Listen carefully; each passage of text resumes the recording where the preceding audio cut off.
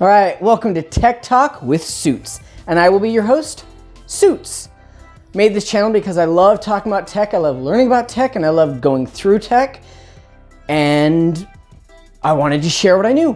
Plus, I also love to teach about technology, and I found a lot of videos out there they assume that you've already got some background knowledge about it before they try teaching you anything.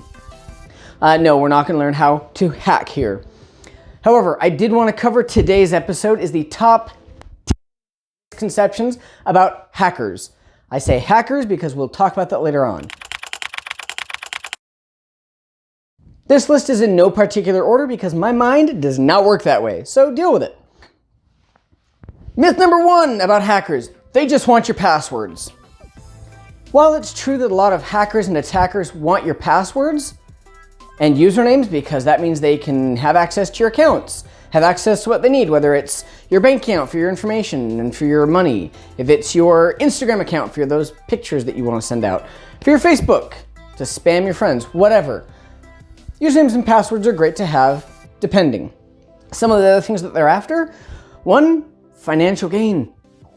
So if they're able to get into your bank account, glorious. If not, maybe they can do something else with your information. They don't need your username and password to your account to get your money. There are other ways of doing that. Some of the other things that hackers and attackers are known for are making basically traffic jams. They call them DOS attacks, denial of service, which means they are flooding a signal out to that computer, to the server, to whatever else, and they are jamming it up so that nobody else can get through. You ever had a website go, oh, sorry, we're unavailable right now? Yeah, that's some of the reason, because there's so much incoming traffic. Whether it's being attacked or not, you can only handle so much traffic. There's a lot of things that they love to do. Stealing info, they also just love to mess with people.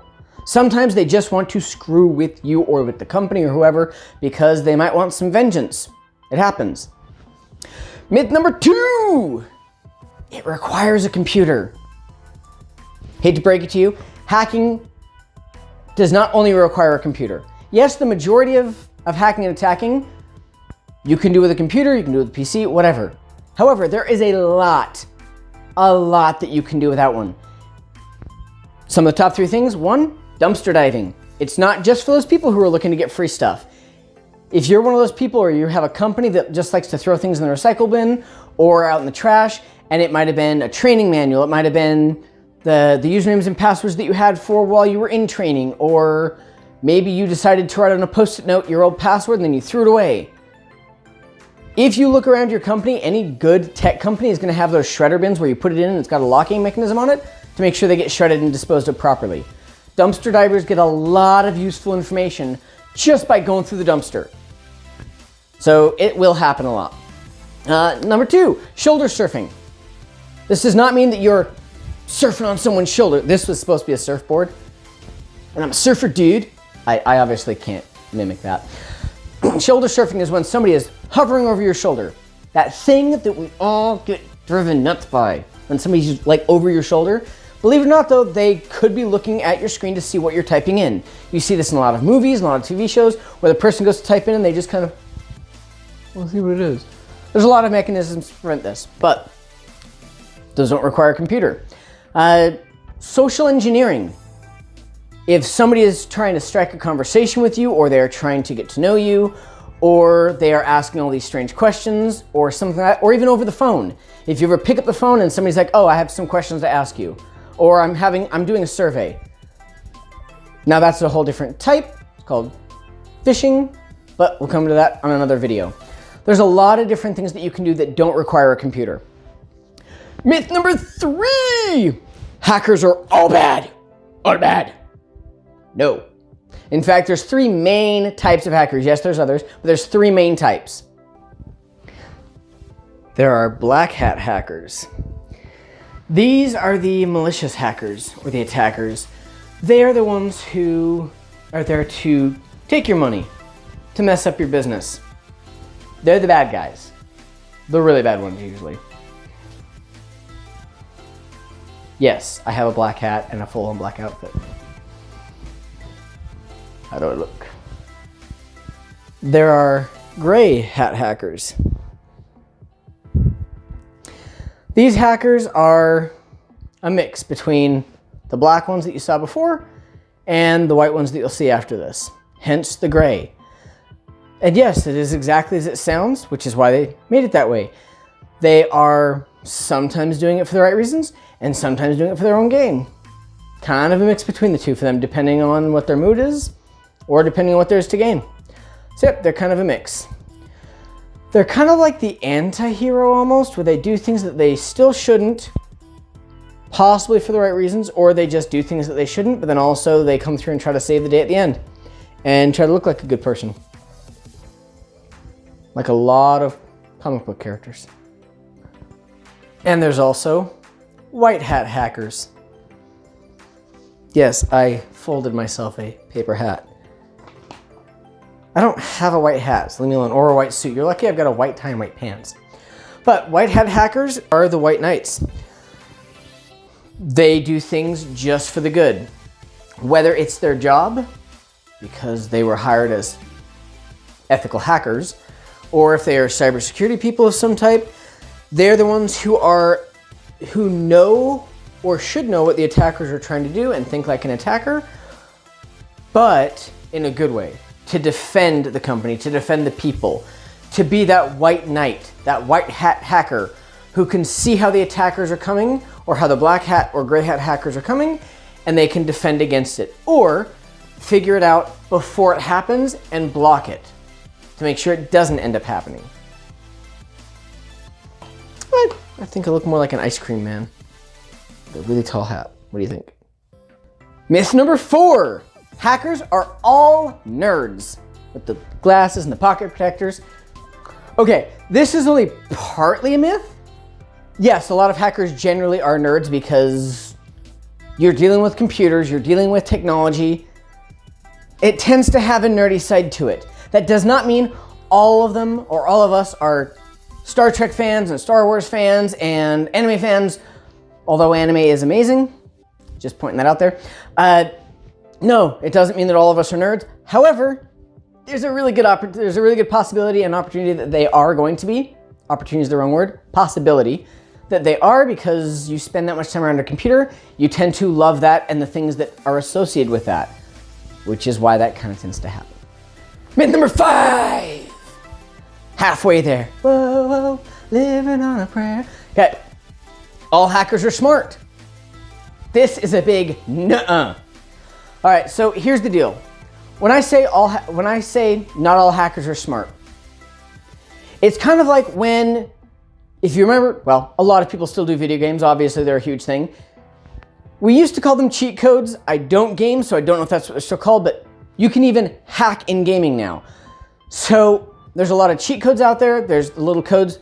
If you remember, like in Nintendo or whatever else, you used to like A, B, A, B, A, B, up, down, left, right, whatever. Now, I bring this up for a point.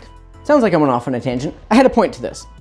The point being, the first person who figured that out was the smart person who thought, and it doesn't even necessarily mean they have to be smart. They just have to try and figure out, okay, if I hit a button combination, is anything gonna happen? So they're just hitting everything at once. And eventually it does something, and they go, oh! So that might have been the smart person who went, I know how this works. I know there's gonna be something that happens if I do this right combination, and I understand the internal mechanisms. I'm gonna do it. Now that person was the really smart person. They may then pass on to their friend and they go, hey, Bobby, this game, if you do A, B, A, B, A, B, up, down, A, B, left, right, you unlock God mode. Does that mean that Bobby is the smart one? No. Bobby's just the person who goes, okay, writes down what he was told, and then tries it on the video game, and boom, he's got God mode too. And then he passed on to his friends, and they passed on to their friends. There are multiple kinds of hackers out there and attackers out there. And yes, there's a reason I'm using those two terms. We will come back to that. When I get excited, I talk fast. So these are actually the people who just picked it up from someone else, or they went on to, let's say, Google or another search engine and looked up how to do this. They would be actually what you call script kiddies, which it sounds like a mean term to some people. It's really not. It just means you were one of those newbie people, or let's just say not as great with it, but you have seen a tip or trick online that you've decided, hey, I'm gonna use this.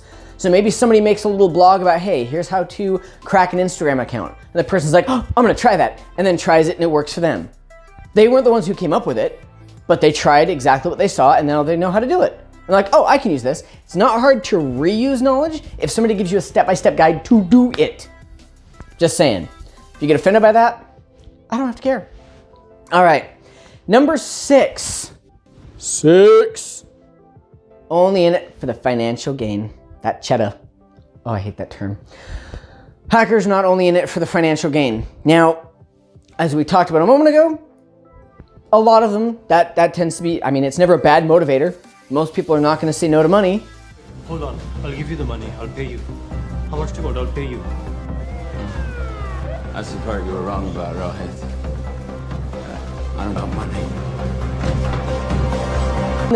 Some of them, as I said before, maybe they want money, maybe they just want to mess with you. Maybe they have an agenda of, hey, I don't want this person in business. I'm going to just mess up their website so they can't do it anymore. And now they're out of business. Maybe they want some information from that company so that they can use it to their own advantage. It's not always about the money. Sometimes people just like messing with each other. Some men just love to watch the world burn. It happens. And women. Men and women. 7. And this is one you see a lot in TV shows and movies.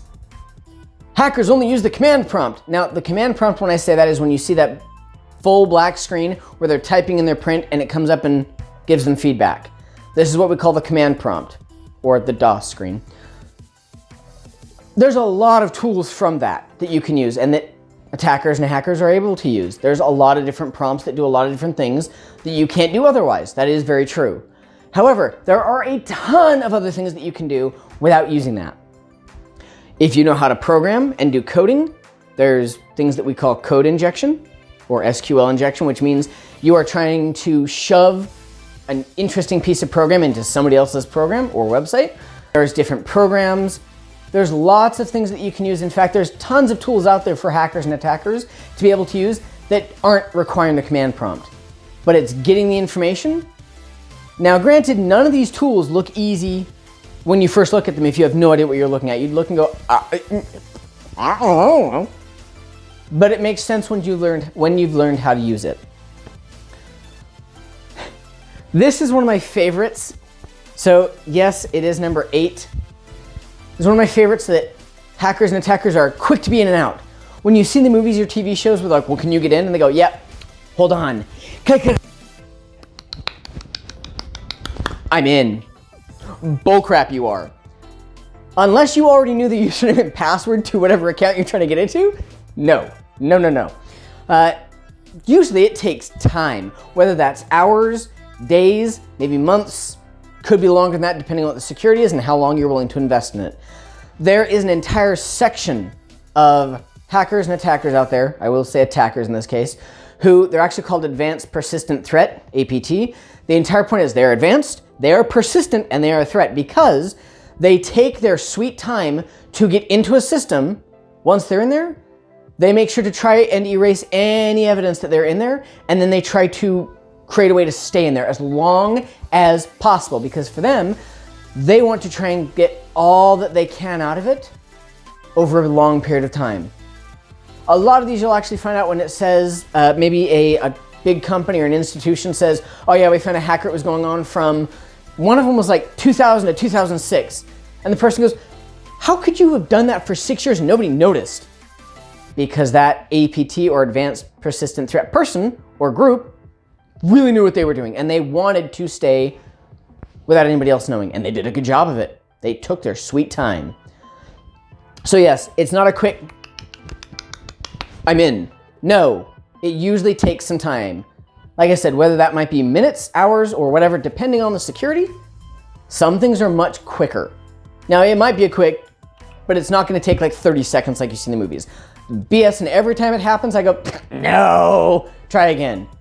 In fact, I was telling my wife, I'm like, when somebody goes, just make that scene last like an hour long, and then it's kind of closer. So yeah, that takes hours. All right, we already talked about how you can only hack with a computer. Now, that was kind of revisiting the other one before. You don't just need a computer to hack. There are other things that you can do. Dumpster diving, social engineering, tailgating in fact. So when you at work and they have you scan your badge, and it beep, and then you want to let the person behind you in. Just as a quick side note, this is actually exactly what social engineering is for. If I'm an attacker, I know it's common courtesy for somebody to hold the door open for me. It usually takes a person a lot of strain or training to remember to go, you need to check with the front desk because I don't see a badge on you and you need to go check in. Or, hey, can I see some ID? It's uncomfortable and it's awkward. People don't usually like to do it. Some people do. We're not going to talk about that right now, but a lot of people don't. It is against your better nature to stop somebody and question them. Attackers know this. Hackers know this. That is the reason why they do it. They try to find the best way of making you feel awkward, uncomfortable, or in an emergency or something else to get what they're looking for because they know how it works. So even tailgating, as they call it, that's huge. Dumpster diving, you don't need a computer to do your hacking. Now, granted, there's quite a bit of it, but not all of it. There was a video where a guy goes to DEF CON, which is like Comic-Con only for hackers, and he sits down with a lady and she goes, well, I'm gonna call up your phone company with your cell phone. What's your bet that they'll give me your username or your email? They said, let's just get your email. And he goes, there's no way they're gonna give that to you. I'm gonna be on their side, there's no way. She called up, she put on her computer, baby's crying. She called him up and she sounded panicked. And it was hey, I really, my husband's account got locked out. I'm just trying to do this. You can hear the babies in the background. They're crying, they're hungry. It's lunchtime and there's nap time. I'm just, a mom trying to get her stuff done. Can you please just give me this stuff? And, I'm sorry, I don't remember this part. Now, I'm sure it was against company policy to give this information out, but because somebody created that urgency, in the end, she got off the phone call and the guy goes, wait, what did you just do? And she said, well, I got myself added to your account. I changed your password. I also changed your security questions and I own all your information with that company now. And he goes, she didn't even, the only thing she needed was the computer for sound. Other than that, that was it. Myth number 10, the last one. And then there was none. There could be only one. Okay, number 10, trust your antivirus totally. Now, this is not me saying anything bad about your antivirus or that you shouldn't have one. You definitely should have a good antivirus. Please update them weekly. Let them run when they need to. I know they can be a pain, even with the pop-ups. I hate the friggin' pop-ups. I know they can be a pain, but you need to update them and keep them going. However, they are not the savior of all computers for several reasons. One, because they're not all equal. Some of them suck and some of them are great. I personally hate paying for them, so I find a mediocre version, but it still works. So another reason why, even if you keep it up to date, antivirus is not the end-all be-all of support, because there's also what we call zero-day attacks. Antiviruses are programmed to look for certain things, look for whether it's what they call signatures or, hey, it looks like this, something. It looks to see, hey, does this look suspicious? Just like a cop or military person is trained to go, that individual, they look a little bit suspicious. I should probably watch them for a moment. Antivirus does the same thing. They are programmed to look for certain things, and when they see it, to take it out if needed, or to inspect it closer. However, attackers and hackers know this, so they are constantly trying to find new loopholes, new things, new issues, or make new viruses. Viruses and malware are not hard to make at all. You can go on a search engine and download a virus maker. Don't do it, I guess. But yeah, they're not hard to make. They're just basic programming. They do get more complicated as things go on, obviously, but the easier ones are basic. However, some of them, the antivirus has not seen before, so it doesn't know what to do. And the antivirus, because the attacker is like, hey, you know what? I know this antivirus is meant to look for this, this, and this, ABC. I'm gonna make my antivirus do G. Or not my antivirus, my virus do G. Because then it's not anything that it was looking for, or it might say, hey, I'm gonna make it do asterisk. There, it's not a letter or a number, it's a totally separate thing. And the antivirus has no idea and it goes, oh, okay, I don't see anything wrong with this. So those are the top 10 myths about hacking and things with computers. If you have anything to add, tell me down below in the comments, and I do try to answer comments, so let me know. If there's something that you want to dispute about what I've said, let me know. I am not perfect. I am not all-knowing about these things. I might have misspoken on something, or I might learn later on, oh wait, that's not true like I thought. So always let me know, and that way other people can learn as well, because you know somebody's gonna scroll through the comment section to see if I'm full of crap, or if anybody had anything to add. Until then, till next time, have a lovely day.